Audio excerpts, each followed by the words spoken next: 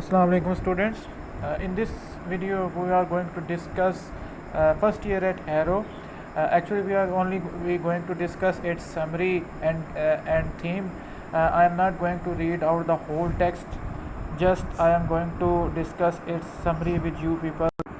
But even then for your convenience मैंने इसकी जो कंप्लीट टेक्स्ट है विद उर्दू ट्रांसलेशन आप लोगों की स्क्रीन्स पे प्रेजेंट कर दिया है, डिस्प्ले कर दिया है, सो दैट आप वहाँ से टेक्स्ट को रीड आउट करके with the help of Urdu translation आपके लिए जो है वो कंफर्ट जो है वो हो जाएगी, आपके लिए इजी हो जाएगी. Actually, the second lesson, first year at Harrow of first unit, first attempts and challenges has been written by Sir Winston S. Churchill. Before moving on, let's have a little introduction of Sir Winston Churchill, the author of the essay. First year at Harrow. Sir Winston S. Churchill from 1874 to 1965. So 1874 was his date of birth, and in 1965 he died. British Prime Minister from 1940 to 45. He was the British Prime Minister from of England from British from 1940 to 45, and again he was elected as British Prime Minister from 1951 to 55. Was also a writer of eminence. He wrote several books, and the most notable being his A History of English Speaking People that contained 4 volumes. He also won the Nobel Prize for Literature in 1953, and he writes about his admission, exams, learning Latin, Greek, and English. And in first year at Harrow, he relates his experiences at the famous Harrow Public School. And keep in mind that Churchill never liked examinations. Examinations were a great trial too. Now I am going to discuss its summary in detail with you people. Actually, in this article he tells us his entrance examination at Harrow Public School and his school days experiences. He describes in a humorous way the thought time through which he passed in school, especially during examinations. तो examinations के दौरान में जो उसकी feelings थी, जो भी observations थी, वो किस तरह के वो उस माइंड सेट से वो गुजर के गया था, किस तरह का वो माइंड के अंदर उसके जो चीज़ें चल रही थी, वो सारे का सारा इन अ ह्यूमरस वे में जो है वो सारा इस लेक्चर के अंदर, इस स्टोरी के अंदर जो है वो विंस्टन एस चर्चिल जो है वो डिस्कस कर रहे हैं.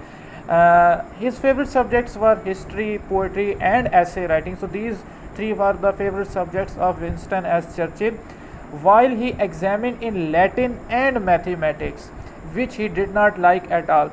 So irony आपको शुरू में ही नज़र आ जाएगी कि वो पेपर उसका लिया जा रहा है एडमिशन टेस्ट, और उसके जो फेवरेट सब्जेक्ट्स थे वो हिस्ट्री, पोइट्री एंड ऐसे थे, लेकिन उससे जो एग्ज़ाम लिया जा रहा है, उसका जो टेस्ट लिया जा रहा है वो लैटिन और मैथमेटिक्स से लिया जा रहा है, जो बिल्कुल भी उसको पसंद नहीं है.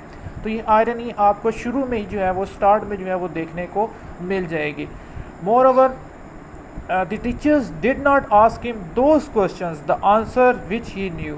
और प्लस सेकंड जो फिनोमिना उसके साथ हुआ कि टीचर्स ने उससे वो क्वेश्चंस पूछे जिनके आंसर जो हैं वो क्वेश्चन नहीं पूछे जिसके आंसर उसको पता थे, but instead of that they asked him those questions about which he did not know anything.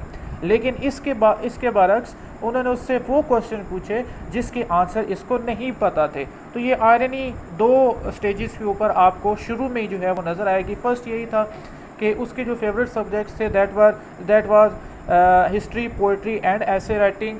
तो उसमें उसका एग्जामिनेशन लेने की बजाय उससे जो एग्ज़ाम लिया गया वो लैटिन और मैथमेटिक्स में लिया गया, जो टोटली जो है वो उसके फेवरेट सब्जेक्ट्स नहीं थे.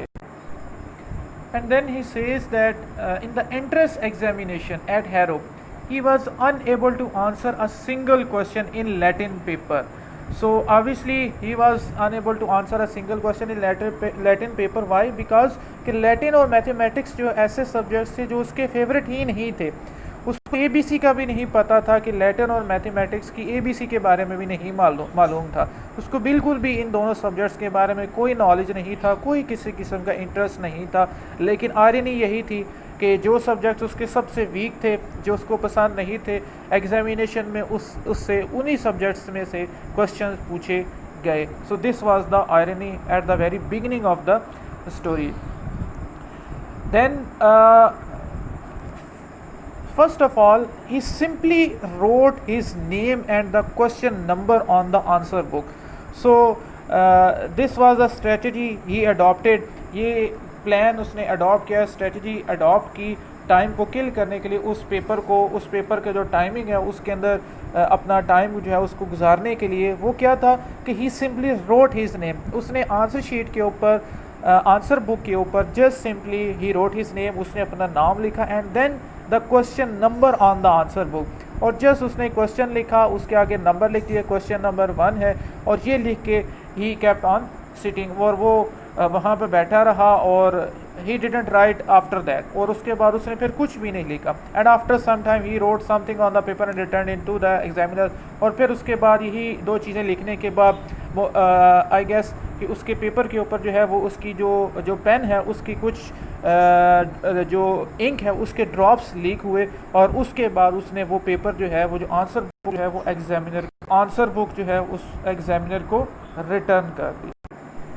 Then there comes a twist in the story.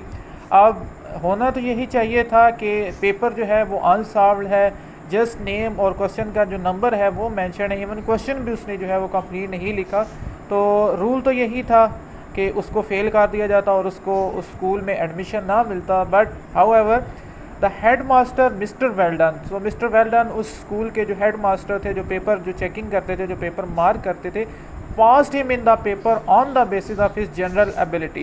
Obviously he could foresee, वो देख सकते थे, वो maybe he was kind of a दूरअंदेश, वो दूरअंदेश थे, उन्हें पता था कि शायद अगर इस लड़के को अपॉर्चुनिटी एक चांस दिया जाए तो ये आगे चल के कुछ ना कुछ ज़रूर करेगा, और उन्होंने उसको एडमिशन दे दिया।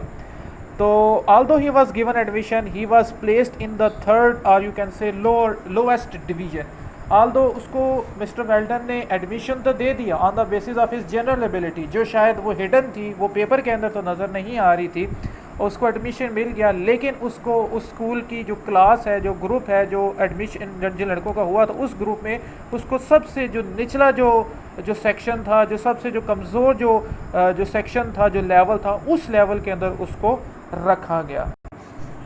And then for a year he was kept at school in the lowest form, और तकरीबन 1 साल तक जो है वो उसी तरह से जो है वो उसी सबसे लो ग्रेड लोएस्ट फॉर्म में जो है वो उसको रखा गया, which proved of immense advantage to him, और जिसका आगे चल के उसको बहुत सारा फ़ायदा भी हुआ।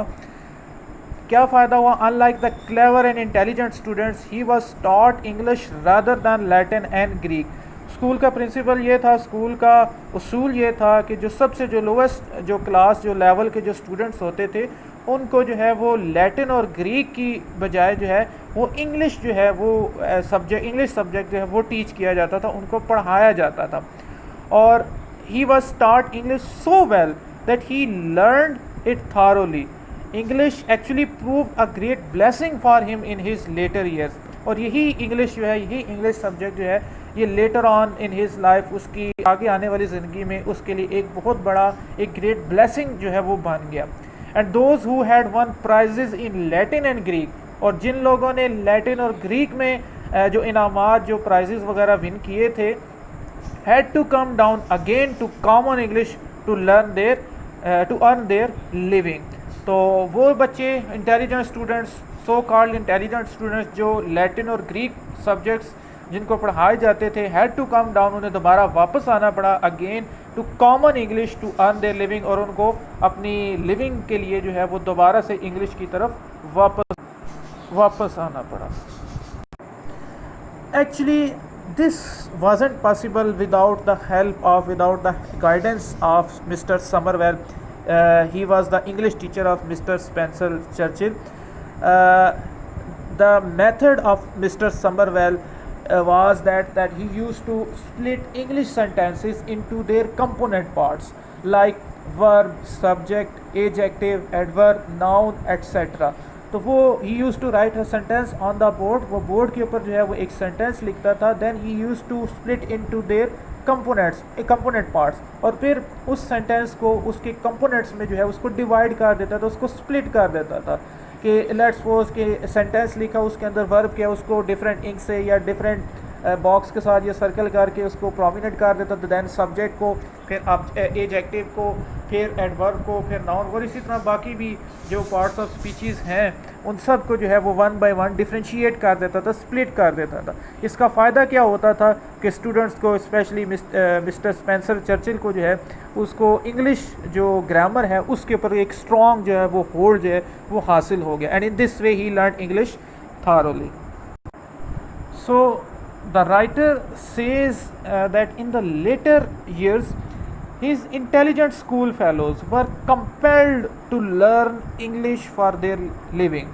तो later on उनके जो उस स्कूल के जो सो कॉल्ड जो इंटेलिजेंट स्टूडेंट्स थे, they were forced, they were compelled to learn English, उनको मजबूर किया गया, उनको पढ़ना पड़ा मजबूरी के तहत या जिस तरह से भी है, इंग्लिश सब्जेक्ट पिक करना पड़ा, चूज़ करना पड़ा, उसको पढ़ना पड़ा फॉर देयर लिविंग, अपने जो भी हैं वो मामूलाती ज़िंदगी और आगे जॉब्स वगैरह बाकी मामूलात के लिए। As he had learn English thoroughly, और जैसा कि उसने मिस्टर स्पेंसर चर्ली ने बहुत डिटेल्ड के अंदर जो है वो under the guidance of mister Somerville जो है वो इंग्लिश सब्जेक्ट को जो है वो पढ़ा था, उन्होंने समरवेल ने उसको टीच किया। He did not feel himself at any disadvantage as compared to those who had learned Latin and Greek. So all the credit goes to Mr. Somervell too, कि उनकी गाइडेंस, उनकी कोचिंग की वजह से he did not feel himself at any disadvantage, उसको किसी किस्म का ये नहीं था कि मेरा कोई नुकसान हो गया, as compared to those who had learned Latin and Greek, उनके मुकाबले में जिन बच्चों ने जो according to the school policy जो बहुत ज़्यादा इंटेलिजेंट जो स्टूडेंट्स थे कंसिडर होते थे, उनको वो लैटिन और ग्रीक जो है वो टीच करते थे, पढ़ाते थे, उनके मुकाबले में मिस्टर स्पेंसर चर्चिल को किसी किस्म का भी जो है वो कोई नुकसान जो है वो फील नहीं हुआ। और फिर वो उसकी एक लाइफ में एक ट्विस्ट आता है कि फिर उसको एक अपॉर्चुनिटी मिली है कि अब वो जो है वो अपने उस टैलेंट का, उस एफर्ट का, उस हार्ड वर्क का, उस स्ट्रगल का जो मिस्टर समरवेल ने right from the start, right from the beginning जो है वो उसके साथ की है, अब उस चीज़ का उसको फ़ायदा जो है वो मिलने वाला है। कैसे कि अब वो सारे के सारे बच्चे उसकी गाइडेंस में आ गए, उसके अंडर आ गए, अब now he is their teacher. तो अब मिस्टर विंस्टन एस चर्चिल जो है ये उनके टीचर बन गए, क्योंकि अब ये माहिर हो चुके हैं इंग्लिश में, क्योंकि मिस्टर समरवेल ने इनको बहुत ज़्यादा अच्छे तरीके से जो है वो कंपोनेंट को पार्ट्स के अंदर डिवाइड करके, स्प्लिट करके जो है verb, subject, adjective, adverb, noun etcetera के स्प्लिट करके जो है उनको पढ़ाया था। सो दैट्स वाई ये जो फार्मूला है ये काफ़ी फ्रूटफुल रहा। So at the end of the essay he says that he would like all the children who like to learn English, he would like all the children to learn English, and he wants to punish those children who do not learn English well. Now he wants to take revenge, so he wants to take वो जो सारा कुछ जो उसके साथ happening हुई है, जो सारा कुछ उसके साथ जो ज़्यादतियाँ हुई हैं या जो कुछ भी उसके साथ जो उसको लोएस्ट ग्रेड में रखा गया, अब वो सारा रिवेंज जो है वो बदला जो है वो इन द फॉर्म ऑफ जो पनिशमेंट है वो उन बच्चों को जो पनिश करेगा जो इंग्लिश सही नहीं बोलते या इंग्लिश सही तरह से नहीं सीखेंगे, जो वीक होंगे इंग्लिश में, उनको वो पनिशमेंट दे के वो सारा अपना माइंड के अंदर से वो फ्रस्ट्रेशन जो है वो उसको वो निकालना चाहता है। तो अब he is in complete in charge, वो कंप्लीट इंचार्ज है, obviously he is their teacher, तो वो उसका टीचर भी है। सो अब वो जो है वो कंप्लीट जो है वो रिवेंज लेना चाहता है उन बच्चों को पनिशमेंट दे के जो अच्छे तरीके से जो है वो इंग्लिश लर्न नहीं कर सकते। So this was all about the story. I hope इस स्टोरी के बारे में अब आपके पास काफ़ी जो है वो डिटेल इंफॉर्मेशन भी आई होगी और डिटेल अंडरस्टैंडिंग भी होगी। सो नेक्स्ट वीडियो में इंशाल्लाह I will be sharing it's questions and answers. तो प्लीज़ इस चैनल को ज़रूर सब्सक्राइब कीजिए और बेल के आइकन को ज़रूर क्लिक कीजिएगा, सो दैट जो नेक्स्ट लेक्चर है वो भी आपके पास जो है वो नोटिफिकेशन उनकी मिलती रहे। Thank you very much.